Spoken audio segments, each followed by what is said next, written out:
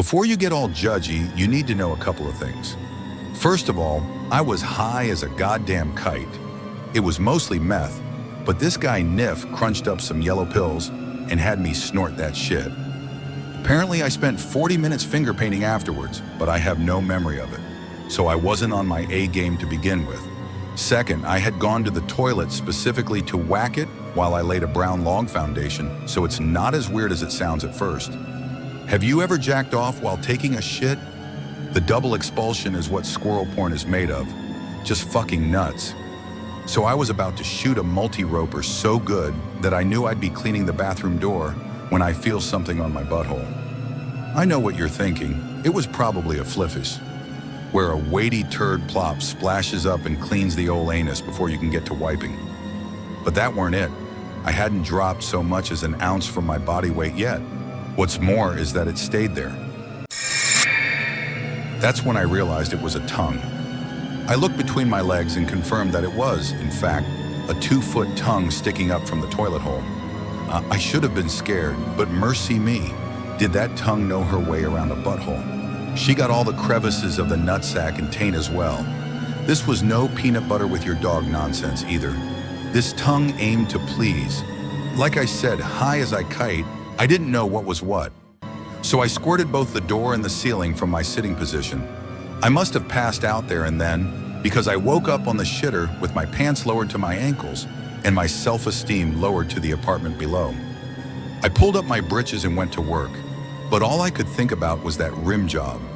That's how I found myself back on the porcelain throne again that very afternoon, stone cold sober. I jumped when I felt it, but it soon became apparent that this was very, very wrong. It was a finger this time, a long and spindly one, and it nearly tore my balls clean off. I had to fight the damn thing just to get my sphincter loose. After yanking it free, I cracked my head on the door. That's when I remembered that I hadn't cleaned the door, so I slumped down to the tiles in a painful daze, head and balls aching, and faced the toilet.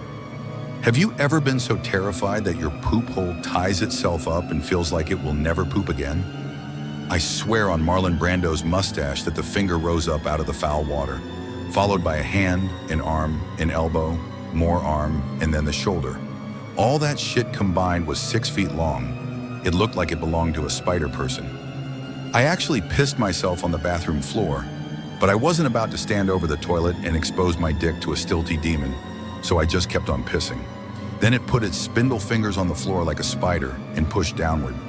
I realized that a sticky spindle person was about to crawl out and have its way with me, starting at the taint and working up. I pissed harder. I was horrified by the thought that this thing might have arisen from the unholy deposits I'd made in my very own John. Maybe I should be more careful about what I put into my body. I sprung to my feet and opened the door, shuffling into the hall with my pants still around my ankles. I looked back to see the fingers crawling through the doorway like an excited spider. I figured its arm had to be 19 feet long with 13 fingers at this point and still growing. That's when this groaning sound came from the bathroom. That place can echo like nobody's business when you have the need for a moan. And this demon thing was wailing like a seal had just fucked a foghorn. God damn, fear makes you move fast.